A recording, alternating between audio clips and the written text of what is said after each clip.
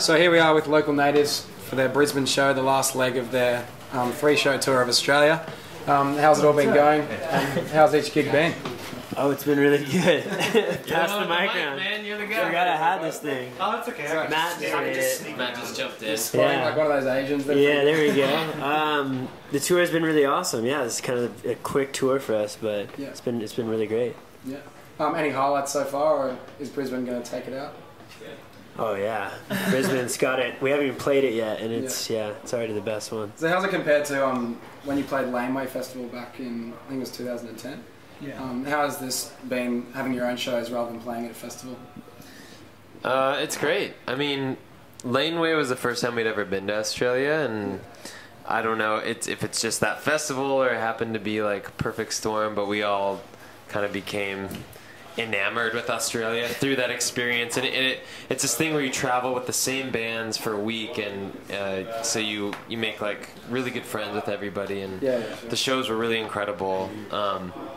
So there's been a lot of anticipation, but this has been really fun. We've had a lot of time off actually, so we've gotten a chance to kind of be good tourists and and check out the cities. So what sort of on tour, what sort of things do you guys get into? Are you the sort of guys that get addicted to TV shows or on the road, or are you just out there like sightseeing, or what sort of stuff do you get into? Well, when we're here, when we have time off, we definitely always try to utilize traveling and seeing new places. So we were, I don't know, just checking out the laneways, which we didn't. Nobody knew what that meant. There's a plug.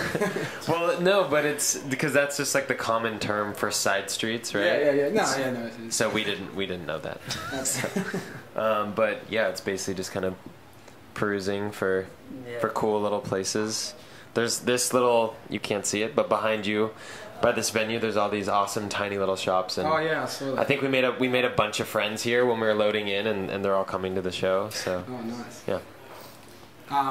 Would you ever have like a little private little show in there maybe in any laneways? Because you guys are sort of into your sort of impromptu sort of gigs. We saw when you guys like broke down ages ago, and some guys like helped you out of a ditch. And you played like a song for them. In Vermont. Was it Airplanes, I think? Yeah. Does that sort of thing happen a lot, like using music as a gift to sort of help someone out? I thought that was like awesome. It's the only currency we have. Yeah, that was a crazy story because Kelsey like sat next to this woman on a plane, and she just like ended up kind of listening to our record when she got home and like fell in love with especially that song, and she like came to our show. Well, and she ended up like giving us a place to crash when we were on that tour, and then awesome. In the morning we tried to leave, like all right, bye, and then we got stuck. So and then like everybody in the neighborhood was trying to help us out, so they got this small tractor, and then that didn't work, and then they got a bigger tractor, and then to get the van out, and it was a pretty unique experience. Yeah, for sure. So what do you guys expect from the audience tonight and reacting to your show?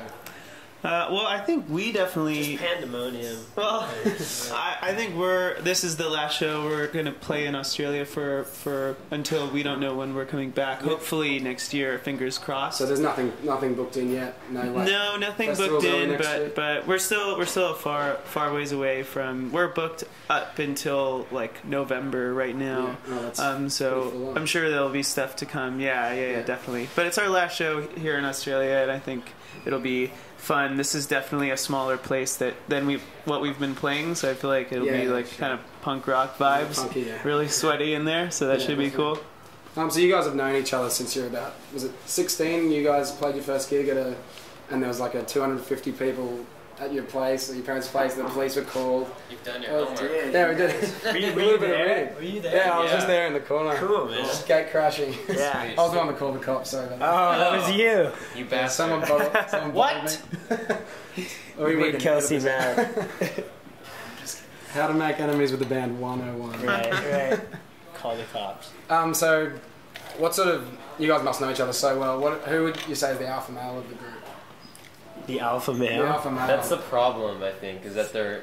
Is there too many or not enough? Well, yeah, it's just... There's too many. Yeah. There's probably too many. Probably too many, and we have like this whole democratic thing where everybody has their kind of different... Collaborationists? Is that a thing? Collaborationists. Yeah. It is for us, and so yeah, like sometimes it seems like it'd be better if there was more, like one dictatorship dictator. vibe or something, but it's cool. We're learning sometimes because we'll argue about like the set list every night or something. Yeah.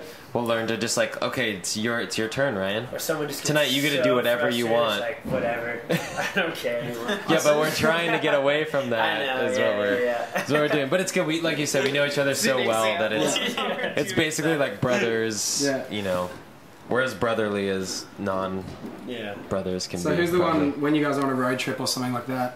Who's the one that always goes for the iPod and is like DJing for car trips and that sort of thing? Or is that even democratic?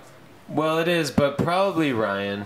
Oh, Ryan. Yeah, Ryan's like more the DJ, the DJ man. He's a wicked great DJ. That's like how you hype DJs, right? Right. I'm trying to hype your DJ career. That's your DJ name. DJ Wicked Great. Yeah. There's that. I've heard that you don't really like the release of singles or the tag of singles or that sort of thing. You're more about the whole album and that sort of vibe. How's the democratic process come about for like selecting which songs are in for the track listing of the album? Like which one you open with, which one you close with?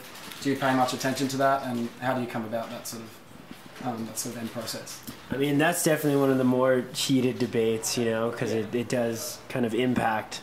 Its impact is much like larger, I think, and we really do think about kind of the flow of the album. Yeah. But when you listen to it, you can definitely pick that up. Oh, cool! Thanks, man. But yeah, again, it's just kind of like even choosing the songs that are going to be on the record. You know, the ones that kind of become B-sides or whatever. That whole discussion is also very heated because you know people are passionate about each song, but. I think at the end of the day, we could all agree and kind of feel good about, the flow of the album as a whole. Yeah, definitely. This is a bit of a random question, but do you want to throw it as some of your favourite album opening tracks out of some of your favourite records? It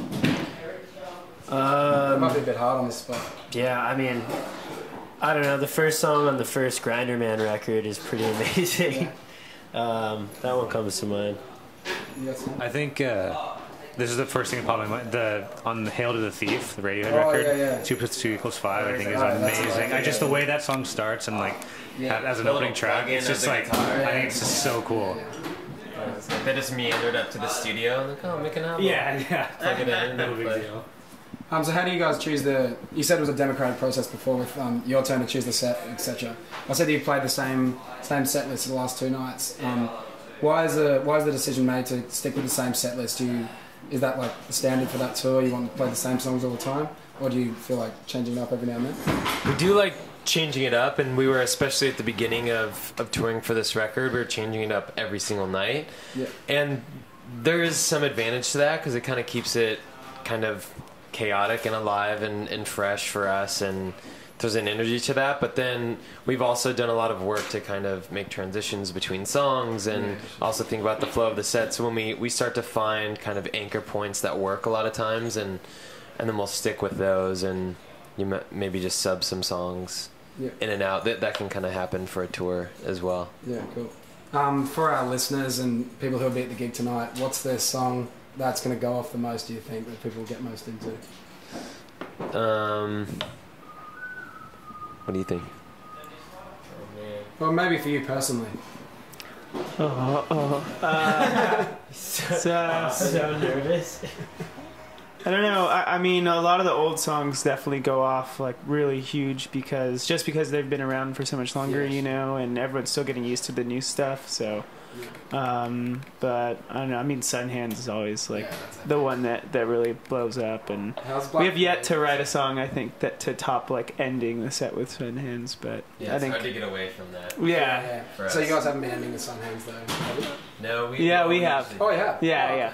Oh, someone on Setlist FM has been getting me down wrong as Shapeshifter. Well, I mean, it varies a little bit depending on like the encore or whatever. Yeah. Well, we tried it for a little bit, and we've recently decided that it wasn't working as well. Oh, okay. Oh, cool. So. Awesome. Okay, I think we're out of time. Thanks so much for Local Natives for catching up with us. Good luck for the rest of it. I know you've got a North American tour booked late in the year, and hopefully come November you can get some rest and maybe get back in the studio or something. Yeah. Thanks so much.